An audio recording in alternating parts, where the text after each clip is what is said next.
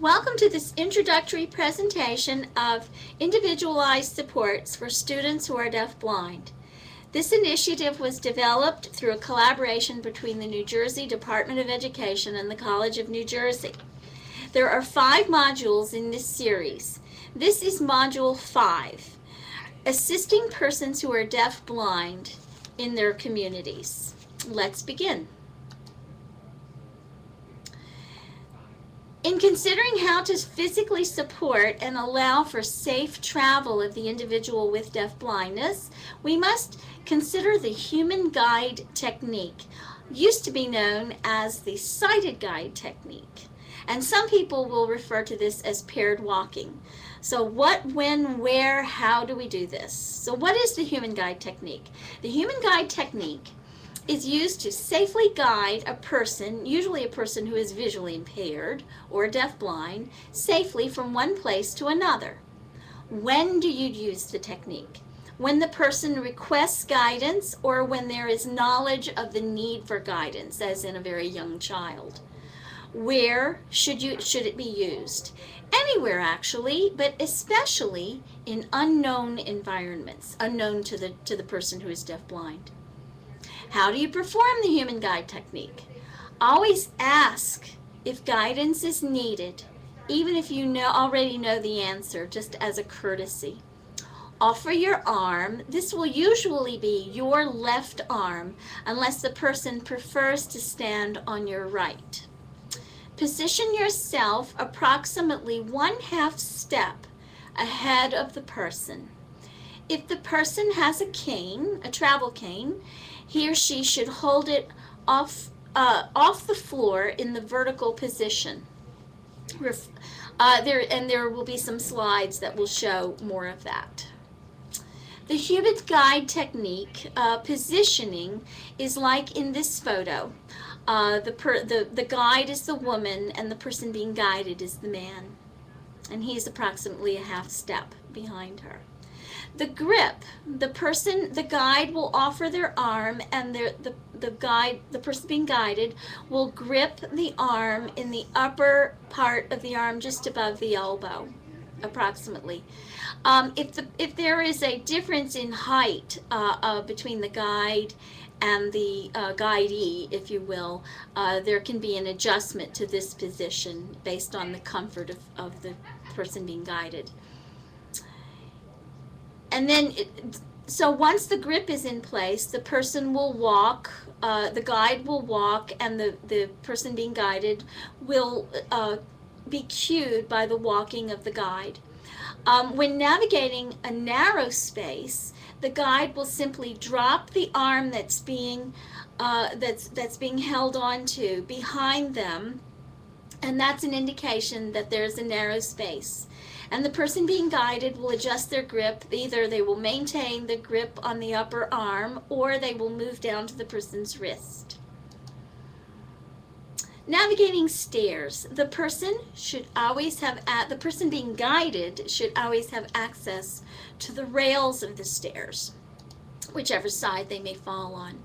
So a position change may be required. Doorways. Inform the person if the doorway goes inward or outward. That's really, really important for safety.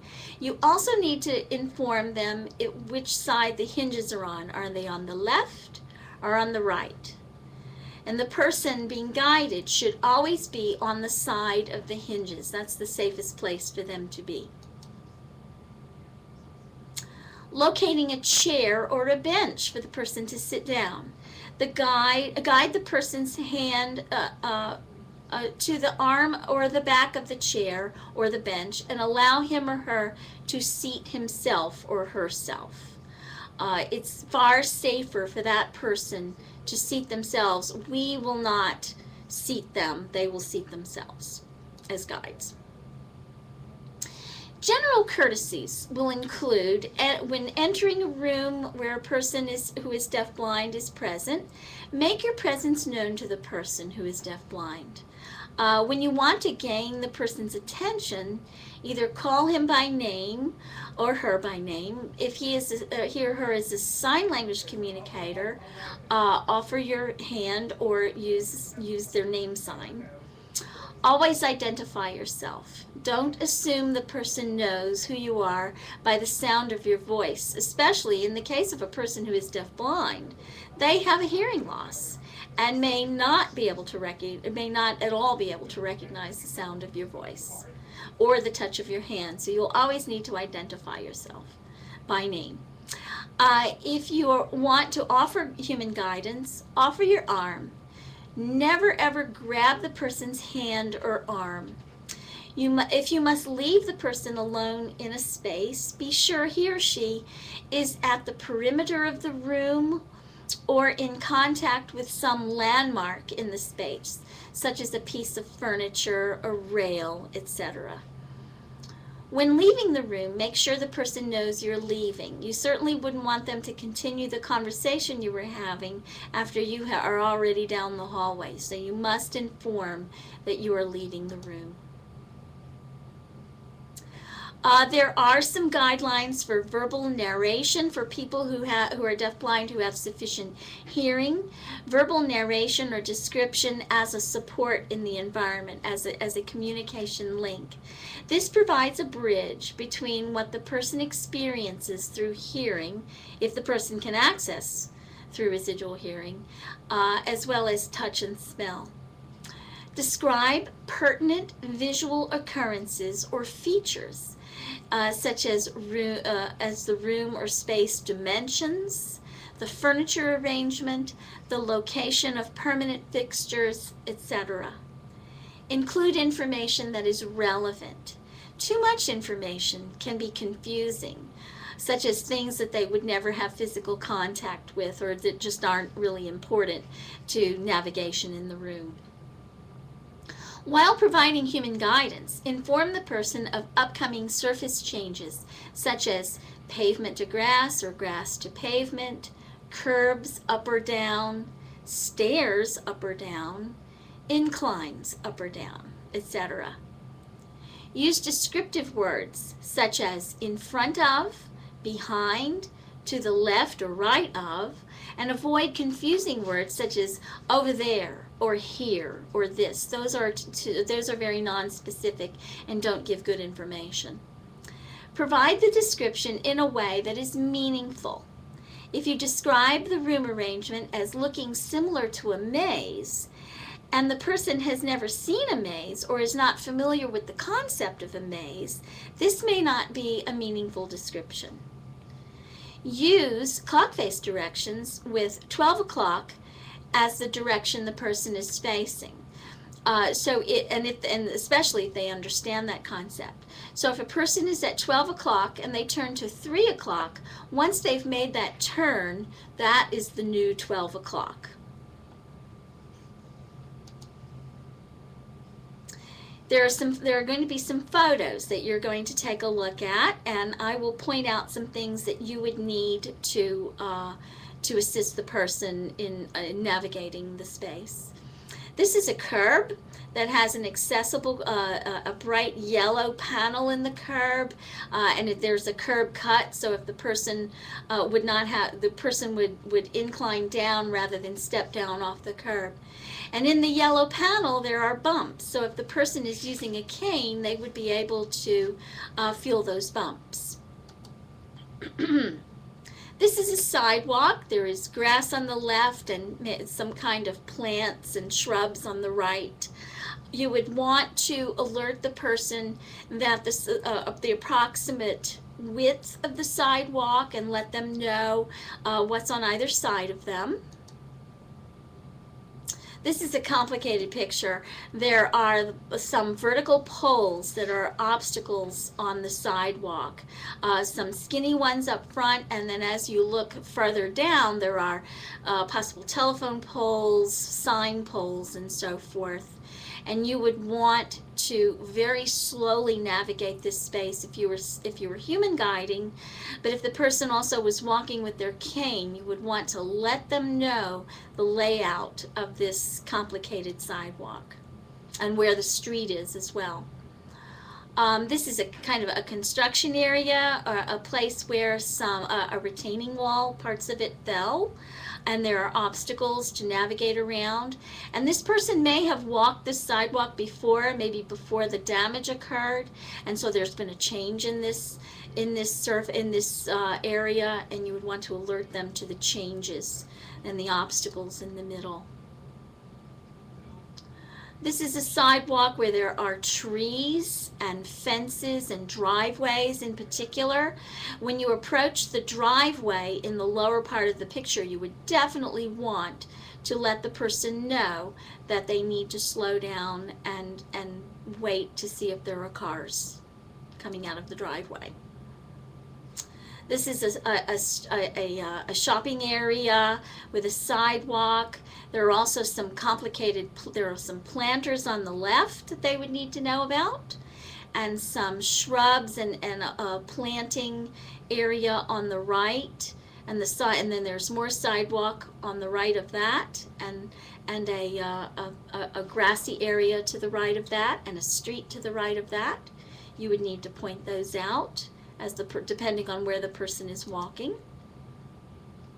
This is a curvy, kind of bumpy little pathway to some townhouses.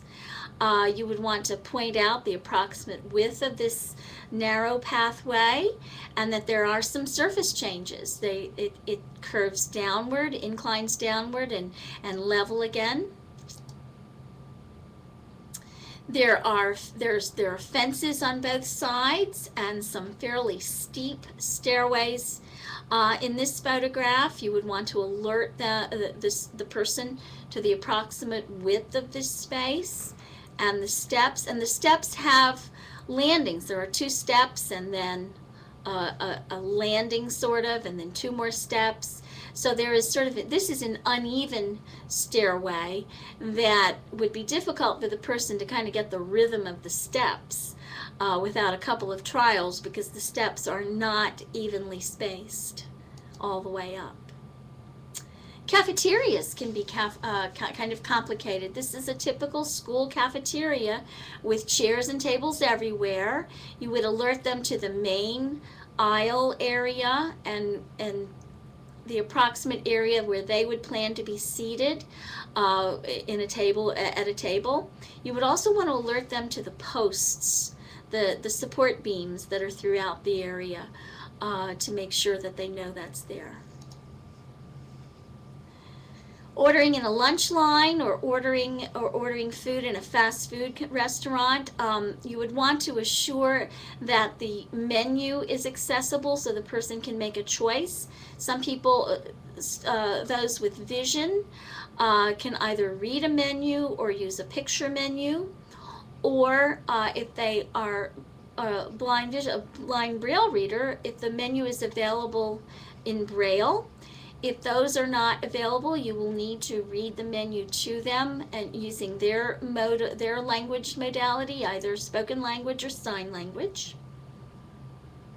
And you would also give them the layout of this space, where the tables are, where the cash register is, where the case is with the pastries, and so forth. A gym space, a big gymnasium, can be a little scary. This is a space that is large, that has no landmarks.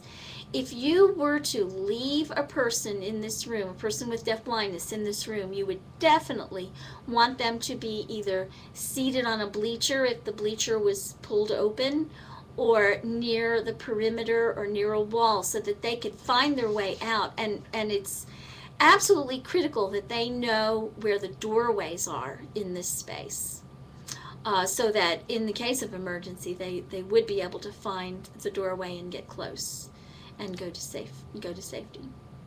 Supermarkets, for those with low vision and they're looking for particular items, they may need to use the color of the item they're looking for as a marker.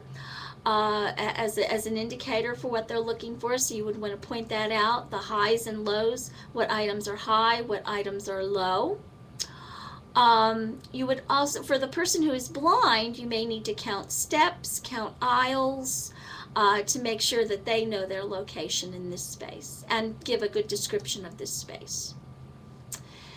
And that's the conclusion of this segment, this module. Please be sure that you fill out the 5-question post-test for this. I thank you for joining me in this module, and